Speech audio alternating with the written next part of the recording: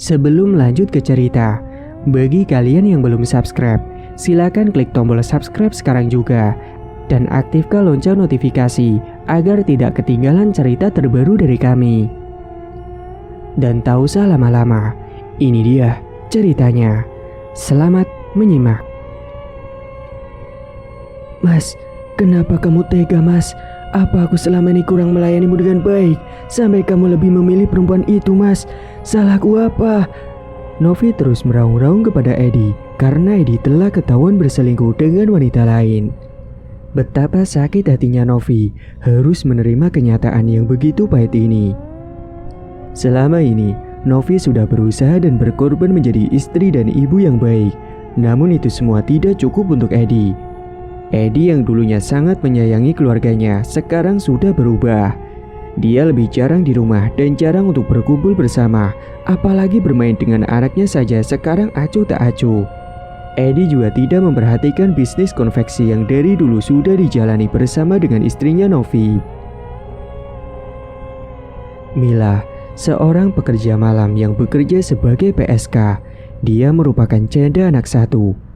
Untuk memenuhi kebutuhannya dan anak, Mila terpaksa memilih bekerja sebagai PSK karena kesana kemari mencari pekerjaan, namun susah. Itu yang membuatnya bekerja menjadi PSK. Setiap malam, dia mendapat banyak pelanggan sampai pagi hari, mulai dari yang muda sampai yang tua. Walaupun janda anak satu, Mila masih terlihat seperti anak gadis. Dia cantik, langsing, dan juga mulus, yang membuat para kaum lelaki tertarik dengannya. Dengan membayar mahal pun mereka tidak keberatan. Edi merupakan laki-laki yang suka bermain dengan wanita di luaran. Setiap malam selalu mencari mangsa. Hobinya Edi sekarang suka mabuk di klub-klub malam. Selalu berjudi, menyewa wanita untuk melayaninya. Pagi hari, Edi belum pulang. Namun matanya tertuju kepada salah satu wanita cantik yang sedang berjalan sendirian di pinggir jalan. Dia hanya memperhatikan wanita tersebut karena tidak berani untuk mendekatinya. Wanita tersebut menuju ke salah satu supermarket. Tiba-tiba ada Erik, teman Edi, mengagetkan si Edi. Nungguin apa kamu? Tanya Erik. Itu ada cewek sangat cantik. Aku ingin berkenalan tapi tidak berani. Kamu mau gak nolongin aku, bro? Tanya Edi. Nolongin gimana maksudnya? Kamu pergi ke supermarket itu, lalu bilang ke dia kalau aku minta nomor HP-nya, kata Edi sambil menuju supermarket. Oke, tapi ada iming-imingnya gak nih? Canda Erik.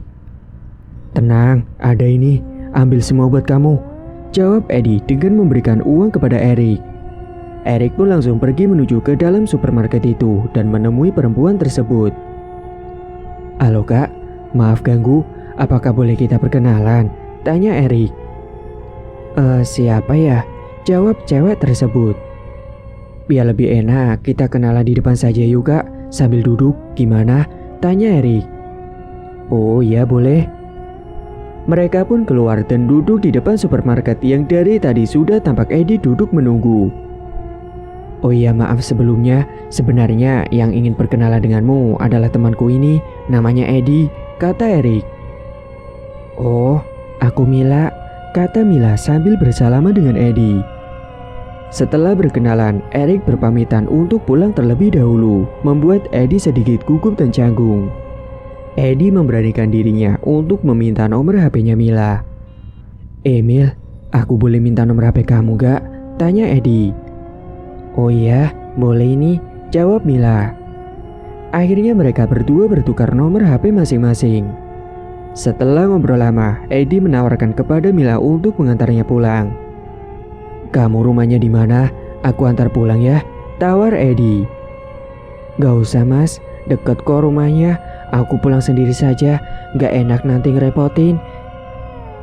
Udah gak apa-apa, ayo aku antar. Aku juga ingin tahu di mana rumahmu. Siapa tahu nanti lain kali bisa mampir. Hehehe, kata Edi. Ya udah, ayo mas kalau mas maksa. Keesokan harinya, terlihat istri Edi sedang memasak sarapan di dapur. Namun sikap Edi tiba-tiba berubah. Dia menjadi manja seketika seperti anak kecil. "Kamu lagi masak apa sayang? Baunya harum sekali dari luar. Pasti masakannya enak," rayu Edi. Novi tidak menjawab pertanyaan suaminya itu.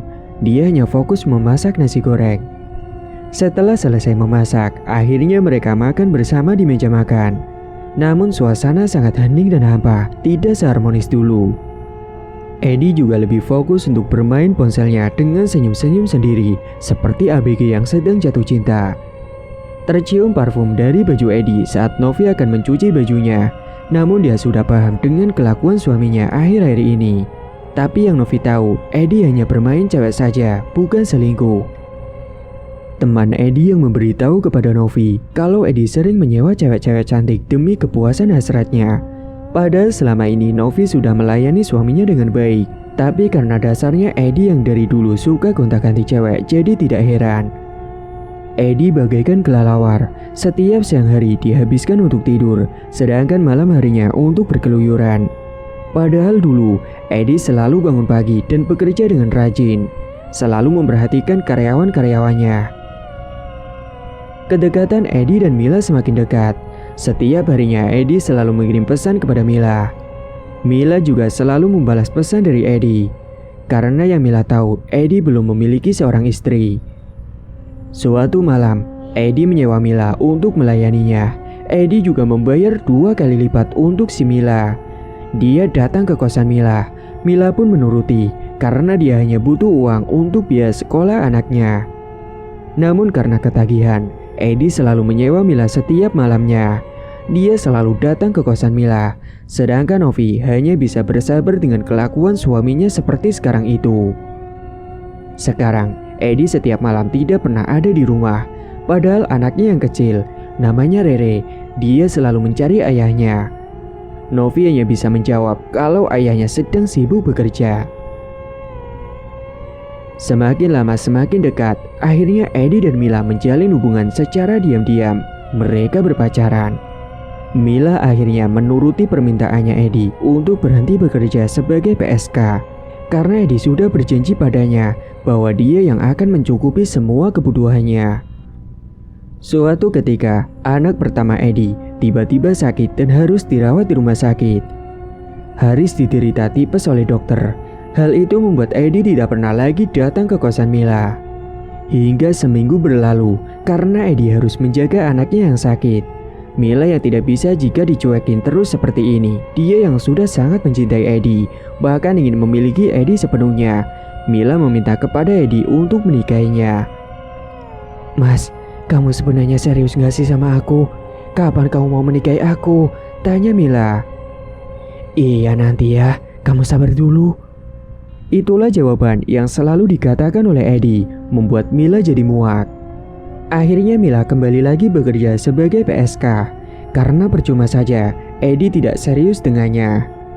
Edi yang tahu kalau Mila kembali bekerja lagi, dia berjanji kepada Mila untuk segera menikahinya. Mila pun berhenti bekerja lagi, menuruti perkataan Edi. Tapi sudah sebulan, Edi tiba-tiba menghilang dari si Mila. Dia tidak mengirim pesan, menelpon, atau bahkan datang ke kosan. Ternyata Edi sudah ketahuan oleh istrinya. Istrinya sempat mengecek HP Edi.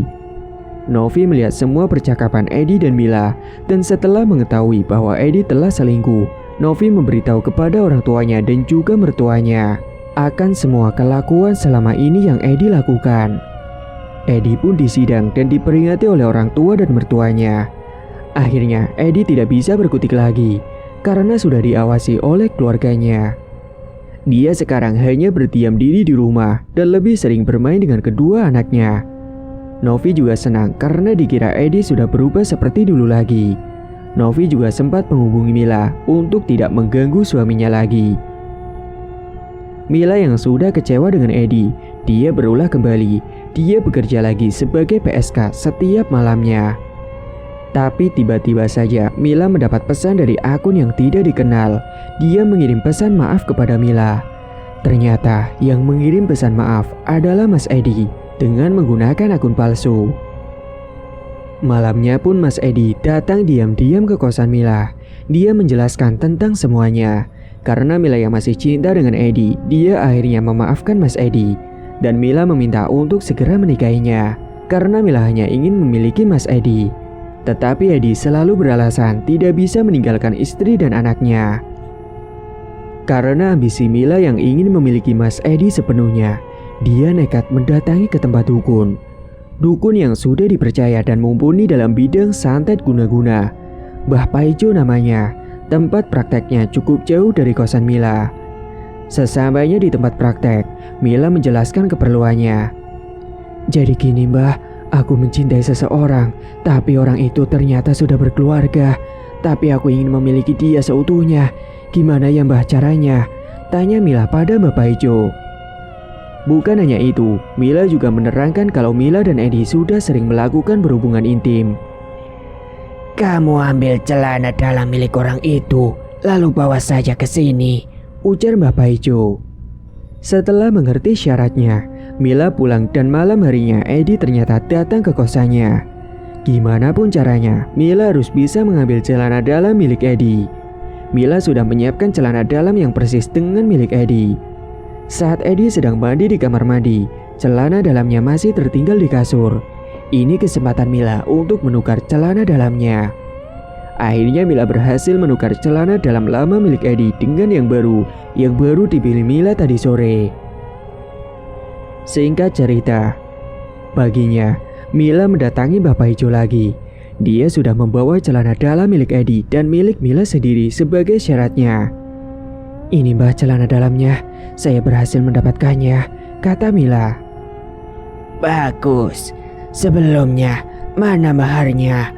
Jawab Mbah Paijo. Baik mbah, ini uangnya 10 juta, sudah saya siapkan, timpal Mila dengan memberikan uang kepada Mbah Paijo. Mbah Paijo langsung menyiapkan kemenyan, lalu menempelkan celana dalam milik Mila dan Edi. Celana dalam itu dibakar di atas kemenyan. Dengan merapalkan mantranya, mulut Mbah Paijo berkomat-kamit. Setelah apa yang dilakukan oleh Mila di Mbah Dukun, Novi yang ada di rumahnya merasa heran kepada Edi. Karena biasanya Edi minta untuk dilayani, tapi untuk sekarang, Edi selalu menolak dengan alasan tidak nafsu. Memang burung milik Edi ini sekarang tidak bisa berdiri. Edi juga sekarang selalu ingin pergi ke tempatnya Mila terus. Anehnya, saat di kosan Mila, hasratnya memuncak dan burungnya bisa berdiri kembali. Edi menceritakan hal itu kepada si Mila. Mila pun merasa senang karena guna-gunanya berhasil. Setiap harinya kalau di rumah, Novi dan Edi selalu bertengkar. Entah apapun itu, selalu diperdebatkan. Yang jelas, hal-hal sepele saja selalu diperdebatkan. Itu alasan Edi tidak betah di rumah dan lebih memilih untuk pergi ke kosan milik Mila. Nafkah Edi yang diberikan kepada Novi selalu kurang, bahkan usaha konveksinya juga semakin menurun pendapatannya. Novi yang pusing karena kebutuhannya semakin banyak dan harga yang serba naik membuatnya harus bekerja untuk memenuhi kebutuhan itu. Novi membuka usaha dagang online, seperti makanan, cemilan ringan. Novi memasak cemilan itu sendiri dan untuk beberapa hari ini dagangannya laris banyak yang beli. Terutama teman-temannya yang suka memborong dagangannya.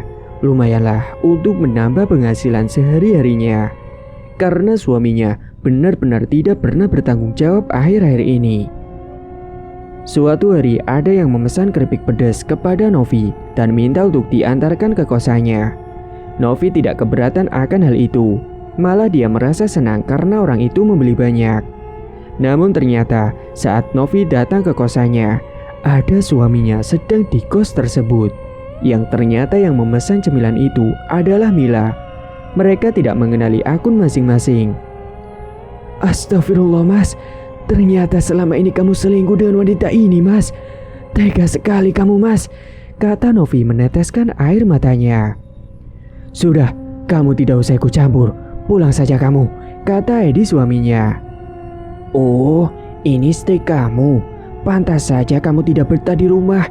Lihat aja, orang penampilannya dekil seperti itu, timpal Mila. Jaga ya mulutmu, dasar pelakor tidak tahu diri, janda gatal, kata Novi. Awas ya kamu mas, timpal Novi. Novi pun pergi meninggalkan kosan Mila. dengan terus berderai air matanya mengendarai motornya sendiri. Novi tidak menyangka kalau suaminya ternyata selama ini masih berhubungan dengan janda anak satu tersebut. Hingga sesampainya di rumah, Novi masih terus menangis. Begitu sangat sakit hatinya melihat suaminya berjumpa dengan wanita lain. Hatinya bagai disayat-sayat oleh pisau yang sangat tajam. Melihat kejadian itu, Novi berniat untuk pergi ke dukun karena Novi merasa kalau suaminya itu diguna-guna oleh wanita itu. Dan benar kata Mbak Dukun, Edi telah diusili oleh Mila. Mila membuat Edi tidak betah di rumah dan tidak memiliki nafsu kepada Novi. Novi tak hanya diam, dia menyuruh dukun untuk mengembalikan suaminya kembali agar sikapnya kembali seperti semula. Seminggu kemudian, Mas Edi kembali lagi ke rumah dan sikapnya kembali lagi seperti dulu lagi. Dia lebih menyayangi anak dan istrinya kembali ketimbang pelakor itu. Edi juga mengurus usaha konveksinya kembali. Hingga beberapa bulan telah berlalu, hubungan keluarganya harmonis, tidak ada percekcokan. Namun Edi masih saja setiap harinya menghubungi si Mila, walaupun sekarang sudah tidak pernah datang lagi ke kosan Mila. Mila yang kesal dan tidak terima, dia mendatangi lagi Bapak Ijo untuk menanyakan kenapa Edi sekarang berubah tidak pernah datang lagi ke kosannya. Mbah, kenapa orang itu berubah lagi? Malah lebih harmonis hubungannya dengan keluarganya, tanya Mila. Ternyata istrinya telah mengetahui dan mengembalikan suaminya seperti dulu lagi, kata Bapak Ijo. Terus gimana lagi caranya Mbah supaya rumah tangganya retak dan dia kembali lagi kepada saya, ucap Mila. Apakah kamu ada foto orang itu dan istrinya? Duh, belum punya Mbah. Nanti saya coba cari informasinya dulu ya Mbah. Karena belum ada foto targetnya, akhirnya Mila pulang dengan membawa tangan kosong karena belum berhasil. Mila tidak menyerah begitu saja. Dia mencari tahu akun sosial media milik istrinya dan akhirnya menemukan salah satu fotonya. Kebetulan pas itu Mila dilabrak istrinya, jadi sudah tahu wajah aslinya istrinya Mas Edi. Setelah itu, Mila mencetak foto Edi dan istrinya dan diberikan kepada Bapak Ijo. Ini Mbah fotonya, tolong buat Edi tergila-gila dengan saya Mbah, dan juga rumah tangganya supaya retak, kata Mila. Tanpa menjawab, Bapak Ijo langsung mengikat kedua foto tersebut ke dalam boneka pocong yang kecil. Dengan merapalkan mantranya, kemudian foto tersebut dirobek-robek oleh Bapak Ijo. Dan benar, selang sebulan, Edi dan Novi selalu bertengkar hebat. Edi pun tidak betah di rumah. Akhirnya sebagai pelampiasannya, dia pergi ke kosan si Mila. Mila yang selalu membukakan pintu masuk untuk Edi dan selalu menerima Edi, membuat Edi semakin cinta dengannya. Novi yang mengetahui Edi masih berhubungan dengan janda itu dan selalu bertengkar dengan Edi. Akhirnya Novi memutuskan untuk bercerai dari Edi. Apalagi sekarang usahanya sudah bangkrut. Edi tidak pernah memberi nafkah, mencari pekerjaan lain pun dia tidak mau. Hingga sekarang, Mila dan Edi pun sudah menikah. Mereka hidup bahagia, sedangkan Novi dan kedua anaknya menderita.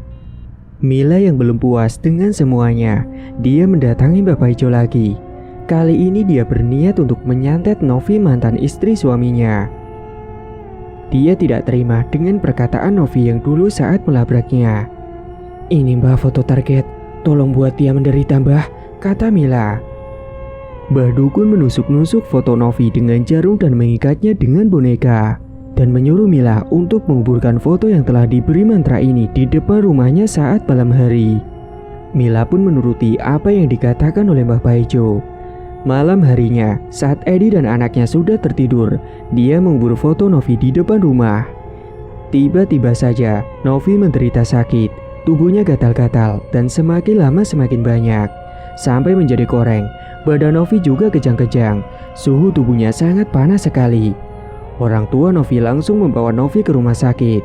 Tapi saat diperiksa oleh dokter, Novi tidak menderita sakit sama sekali. Bahkan sampai orang tua Novi membawa ke dokter spesialis kulit untuk mengecek penyakitnya. Saat di ronsen, tubuh Novi normal. Pada tubuhnya dipenuhi dengan koreng yang bernanah. Dokter menyarankan kepada orang tua Novi untuk membawa Novi ke orang pintar. Siapa tahu anaknya diguna-guna oleh seseorang. Karena saat di rumah sakit, Novi menjadi sering melamun, terkadang ketawa-ketawa sendiri, bahkan menangis sesekali. Pada suatu malam, Novi mendengar ada dentuman keras di atap rumah sakit. Tapi kata kedua orang tuanya, mereka tidak mendengar dentuman itu. Novi juga melihat ada bayangan hitam yang selalu melingkari di atas kepalanya.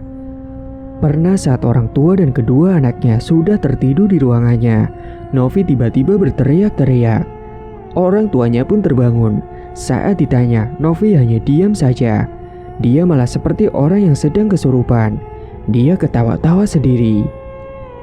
Tiba-tiba saja Novi muntah, dan muntahnya bercampur dengan jarum-jarum tajam. Ayahnya langsung pergi untuk mencari dukun. Kebetulan ini masih agak sore, masih pukul 8 malam. Jadi ayahnya pergi ke desa dan mencari dukun yang sudah terkenal dan mumpuni dengan mengendarai motornya. Sampai di rumah sakit, ayah membawa dukun untuk masuk ke dalam ruangan Novi. "Apa ini keluhan anaknya, Pak?" tanya Mbak Dukun. "Gak tahu, Mbah. Tiba-tiba saja anak saya seluruh tubuhnya korengan dan kejang-kejang, kadang ketawa-tawa sendiri, bahkan menangis." Mbak Dukun memegangi kepala Novi dengan merapalkan mantranya. Tiba-tiba saja Novi memberontak kesakitan. Sosok sihir kiriman guna-guna yang ada di dalam diri Novi ditanya oleh Mbak Dukun. "Kamu siapa? Disuruh siapa?" kata Mbak Dukun. "Bukan urusanmu," jawab sosok itu. "Jawab, atau mau kamu saya bakar?" kata Mbak Dukun. "Saya disuruh untuk membunuh anak ini. Ayo keluar dari tubuh orang ini, atau mau kamu saya bakar?" "Tidak, tidak, aku tidak mau," jawab sosok itu. Tanpa ampun, Mbak Dukun terus merapalkan mantranya dengan memegangi kepala Novi, tapi Novi terus memberontak. Beberapa saat kemudian, Mbak Dukun berhasil mengeluarkan sosok itu, dan Novi terkapar lemas tubuhnya. Kata Mbak Dukun, Novi dapat kiriman guna-guna dari seseorang. "Kalau boleh tahu, orang itu siapa ya, Mbah?" tanya ayah Novi. "Orangnya yang dulunya telah merebut suaminya darinya," jawab Mbak Dukun. "Astagfirullah, benar-benar perempuan biadab," kata ayahnya. Setelah dibantu oleh Mbak Dukun, akhirnya Novi kembali seperti semula. Hanya saja, koreng yang menempel pada tubuhnya harus terus dilakukan pengobatan supaya cepat sembuh dan pulih. Dokter di rumah sakit hanya memberikan salep agar korengnya itu cepat kering. Dan karena Novi sudah mendingan, dokter mengizinkan Novi untuk dibawa pulang dan rawat jalan di rumah. Namun Novi menjadi seorang yang pendiam dan selalu melamun. Ayahnya yang tidak terima anaknya diperlakukan seperti ini, akhirnya datang ke dukun yang kemarin telah menyembuhkan si Novi untuk membalaskan dendam kepada pelakor yang telah merebut suami anaknya itu. Ayahnya membuat Mila dan Edi selalu ribut dan retak hubungannya. Dan benar, sekarang Mila merasa bosan kepada Edi, bahkan hambar. Mila juga lebih sering marah-marah kepada Edi, karena memang sekarang Edi seorang pengangguran. Edi tidak mau untuk mencari pekerjaan. Dia hanya mengandalkan Mila saja. Semenjak menikah dengan Mila, Edi membiarkan Mila untuk bekerja lagi sebagai PSK. Sedangkan Edi kerjanya cuma main HP tiduran dan setiap malam selalu ingin dilayani oleh Mila. Mila yang semakin lama semakin muak dan bosan hanya bisa marah-marah kepada Edi yang tidak bertanggung jawab. Dulu saja waktu masih pacaran, omongannya selalu manis di mulut, tapi nyatanya sekarang berubah. Mereka selalu bertengkar tentang perekonomian keluarganya. Edi yang selalu minta uang kepada Mila untuk main judi dan untuk membeli rokok. Karena sudah menjadi hobinya sejak dulu bermain judi, jadi Edi tidak bisa meninggalkan kebiasaan itu.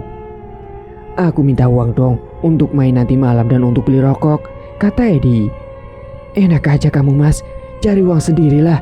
Gak malu apa minta sama aku terus? Sadar diri dong," jawab Mila. "Kurang ajar ya kamu." Edi tiba-tiba menampar keras pipi Mila. Mila pun melenguh kesakitan. Memang semenjak Edi menikah dengan Mila, dia jadi bersikap kasar kepada Mila. Padahal dulu waktu nikah sama Novi, Edi tidak pernah kasar main tangan kepada Novi. Mungkin ini karmanya untuk Mila. Tiba-tiba juga anaknya Mila sakit dan harus dirawat di rumah sakit. Hal itu juga diperdebatkan oleh Mila dan Eddie karena pusing harus mencari biaya dari mana untuk membayar rumah sakit tersebut. Sedangkan mereka tidak punya simpanan uang masing-masing. Mila akhirnya meminjam uang ke salah satu temannya. Dan sudah seminggu semenjak anaknya dirawat di rumah sakit, namun sakitnya belum sembuh juga. Akhirnya Mila memutuskan merawat anaknya di rumah saja karena biaya untuk membayar rumah sakitnya tidak ada. Dan Mila juga sudah punya hutang yang menumpuk. Sakit anaknya sama seperti yang dulu diderita oleh Novi. Ternyata ayahnya Novi juga menyantet anaknya. Ayahnya memberi pelajaran untuk Mila supaya dapat merasakan penderitaan yang dialami oleh Novi. Mila juga akhir-akhir ini sering didatangi oleh sosok-sosok menyeramkan di kosannya. Hingga pada suatu malam, Mila tidak bisa tertidur. Dia mencoba untuk menonton TV saja. Tiba-tiba, ada suara ketukan pintu dari depan dan dia langsung membukakan pintunya. Namun anehnya saat dilihat tidak ada seorang pun yang datang. Tiba-tiba saja, bau anyir menyengat ke dalam hidungnya, membuat tubuhnya merinding. Dan akhirnya Mila pun menutup kembali pintunya dan bergegas kembali ke kamar. Pintu kamar yang tadinya terbuka sedikit, tiba-tiba menutup sendiri dengan suara yang menggebrak sangat kencang. Tubuh Mila berjingkrak kaget melihat pintu tertutup sendiri dengan sangat kencang. Terlihat sosok pocong berdiri di pojok kamarnya dengan wajah hitam menyeramkan. Mila langsung menarik selimutnya karena takut dan berusaha untuk tidur, berharap sosok pocong itu segera pergi darinya. Hingga keesokan harinya, Mila demam padahal anaknya belum sembuh, yang membuat Eddie harus merawat istri dan anaknya. Tapi untungnya Mila hanya demam biasa, jadi Eddie tidak terlalu khawatir. Sedangkan anaknya Mila malah semakin parah, bahkan sering muntah-muntah. Eddie dan Mila selalu saja bertengkar dan tidak ada yang mau mengalah. Sampai Eddie yang tidak bisa menahan emosinya membanting piring ke lantai yang ada di dapur. Yang diperdebatkan selalu saja masalah keuangan, dan Eddie yang disuruh mencari kerja tidak mau. Mila pun sangat cemas dan kebingungan dengan penyakit yang diderita oleh anaknya. Karena dengan berbagai cara sudah dilakukan, bahkan sudah diberi salep pun masih tetap korengnya itu belum sembuh juga. Namun anehnya, tiba-tiba saja koreng yang ada pada tubuh anaknya itu menghilang seketika. Mila juga mendadak sembuh, demamnya menurun. Dan itu semua ternyata Novila yang menyuruh ayahnya untuk mencabut semua santet yang ada pada anak Mila, karena Novi tidak tega jika anak kecil yang menjadi korbannya. Sungguh betapa baiknya Novi sampai memikirkan hal seperti itu. Ayahnya pun akhirnya mendatangi dukun tersebut dan mencabut semua santet yang ada pada Mila dan anaknya. Mila yang sudah hampa tidak memiliki rasa cinta kepada Eddie, akhirnya Mila menceraikan Eddie. Mila sekarang telah menyadari perbuatannya saat itu. Sekarang dia juga sudah berhenti bekerja sebagai PSK. Dia benar-benar sudah bertaubat. Sekarang Mila pun bekerja di sebuah toko sebagai karyawan. Dan keseharian Mila sudah berubah. Dia menjadi lebih baik lagi dan lebih sering di rumah, menghabiskan waktu bersama dengan anak satu-satunya. Karena dulu waktu Mila menjadi PSK, dia jarang sekali bersama dengan anaknya. Karena setiap malam Mila bekerja sedangkan siangnya dihabiskan untuk tidur.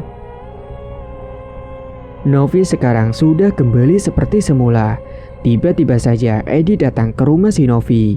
Eddie ingin keluarganya kembali lagi seperti dulu. Namun Novi menolak Eddie mentah-mentah. Karena Novi masih sangat sakit hati dengan sikapnya dulu yang selalu menyakitinya dan kedua anaknya. Nov, aku mohon maafin aku. Aku janji mau jadi suami dan ayah yang baik lagi. Kita rujuk lagi ya, kata Eddie. Maaf mas, tapi aku tidak bisa. Lebih baik kita begini saja. Kamu masih tetap boleh kok untuk menjenguk kedua anak kita, kata Novi. Please Nov, pikir-pikir lagi. Aku yakin kamu masih bisa menerima aku, kata Eddie. Enggak ya enggak mas, jawab Novi. Dengan wajah yang tertekuk, Eddie akhirnya pergi meninggalkan rumah Novi. Betapa baru menyesalinya Eddie telah menyakiti dan menyanyiakan Novi yang begitu baik. Hingga suatu ketika, tiba-tiba saja Mila mendatangi rumah Novi. Mau apa kamu kesini? Belum puas menyakiti aku? Tanya Novi. Aku datang ke sini mau minta maaf sama kamu, Nov. Aku sadar aku salah. Aku sudah bertaubat, Nov. Aku baru sadar kalau aku pasti tidak sanggup berada di posisimu. Aku minta maaf yang banyak, Nov. Aku juga sudah membuatmu menderita selama ini, kata Mila. Iya, aku sudah maafkan kamu kok. Syukurlah kalau kamu sudah bertaubat, jawab Novi. Terima kasih banyak, Nov. Kau memang orang yang baik dan aku adalah orang yang telah jahat kepadamu. Aku pantas untuk mendapatkan karma, kata Mila. Sudahlah, lupakan saja semuanya. Kita mulai hidup kita masing-masing untuk jadi lebih baik dan jadikan ini semua sebagai pelajaran kita, timbal Novi. Novi dan Mila pun sudah berdamai dan tidak ada pertengkaran lagi di antara mereka. Sedangkan Mas Edi, dia sekarang jadi gelandangan. Bahkan kabarnya bahwa Mas Edi sudah jadi gila. Novi sekarang memulai kembali hidupnya dengan membuka toko usaha baju dan makanan ringan. Sedangkan kedua anaknya biasa diasuh oleh orang tuanya saat Novi sedang berjualan. Dengan berjalannya waktu, usaha Novi semakin berkembang hingga Novi jadi pengusaha yang sukses. Lantas, bagaimana dengan kabar Mas Edi? Kata orang-orang, dia telah meninggal dunia sebulan yang lalu. Mas Edi ditemukan terkapar di pinggir jalan karena memang tidak pernah makan. Dan hal itu yang membuat dirinya meninggal. Dan saat ditemukan, tubuh Mas Edi kurus dan dipenuhi dengan koreng seluruh tubuhnya. Hingga badannya juga berbau sangat busuk sekali. Namun, meski begitu, Novi dan kedua anaknya selalu datang ke makam Edi untuk berziarah dan selalu mendoakan Mas Edi setiap hari Jumat. Dan dari kejadian ini, semoga kita bisa mengambil hikmahnya dan jadikan pelajaran untuk kita semua. Bahwa semua perbuatan pasti akan ada balasan atau karmanya sendiri suatu saat nanti. Kapanpun itu, pasti akan terjadi. Tamat. Cerita pun selesai. Bagi teman-teman yang suka mendengar cerita kali ini, dukung channel ini dengan cara klik subscribe dan aktifkan lonceng notifikasinya dan tinggalkan jejak di kolom komentar. Dan bagi teman-teman yang punya cerita dan ingin mengirimkan cerita, bisa kirim langsung ke kontak yang sudah disediakan. Terima kasih sudah menyimak hingga akhir. Wassalamualaikum warahmatullahi wabarakatuh.